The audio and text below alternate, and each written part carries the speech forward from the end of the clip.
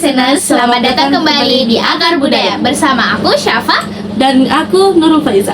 Kali ini kita mau ngobrolin sesuatu yang sangat mendasar dalam hidup kita, nama keluarga dan garis keturunan. Benar banget, belum lama ini ada cerita di buku tentang anak yang bingung. Kok nama belakangnya beda sama ayahnya atau sebaliknya? Ada yang heran kenapa semua saudara menyandang marga ayah. Ternyata ini semua tentang sistem kekerabatan, yaitu matrilineal dan patrilineal. Nah, mari kita bedah singkat. Patrilineal itu yang paling banyak kita temui, di mana garis keturunan ditarik dari pihak ayah. Anak-anak mewarisi marga atau nama keluarga ayah. Di sistem ini, peran laki-laki sebagai penerus keluarga sangat kuat. Tapi yang menarik adalah matrilineal. Ini sistem di mana garis keturunan ditarik dari pihak ibu. Di sistem ini, kaum perempuan memegang posisi kunci sebagai pewaris dan penjaga harta pusaka. Indonesia punya contoh paling legendaris, yaitu suku Minangkabau. Betul, dan uniknya, sistem ini enggak cuma ada di Minangkabau. Ada juga di suku Mosua di Tiongkok, suku Garo di India, bahkan suku Akan di Ghana. Ini membuktikan bahwa peran ibu sebagai penentu garis keturunan adalah pola sosial yang diakui secara global. Intinya, sistem kekerabatan ini bukan cuma soal nama, tapi juga soal identitas, hak waris, dan bagaimana peran gender diatur dalam komunitas, kearifan lokal antara pedoman dan ancaman. Semua sistem kekerabatan ini adalah bagian dari kearifan lokal, yaitu nilai-nilai luhur yang menjadi pedoman hidup. Tujuannya adalah menciptakan keseimbangan dan keharmonisan, baik antara sesama manusia maupun dengan alam.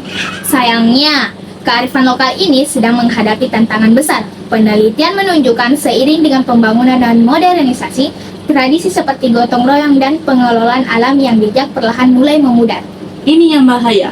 Ketika kita meninggalkan pedoman leluhur, kita berisiko. Contohnya gampang, tradisi pengelolaan alam yang bijak. Kalau kita abaikan, kita bisa lihat dampaknya. Mulai dari konflik sosial hingga bencana seperti longsor atau banjir karena eksploitasi sumber daya. Benar, di Minangkabau ada pepatah keren.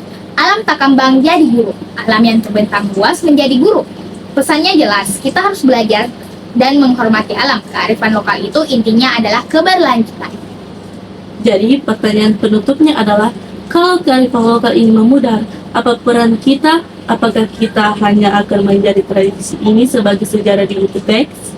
Tentu tidak. Kita adalah generasi yang punya akses informasi. Kita harus jadi jembatan. Tugas kita bukan hanya mewarisi, tapi juga melestarikan dan mengadaptasi kearifan lokal agar tetap relevan dan di tengah modernisasi. Ini adalah cara kita menghormati jejak leluhur dan menjaga masa depan kita. Setuju. Mulai sekarang, yuk kita coba cari tahu kearifan lokal di daerah kita masing-masing dan mulai menerapkannya.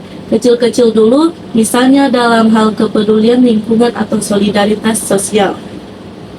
Baiklah listener, sampai di sini dulu obrolan kita di Akar Budaya. Kali ini jangan lupa share episode ini ke teman-temanmu. Sampai Sampai jumpa di episode berikutnya. Goodbye.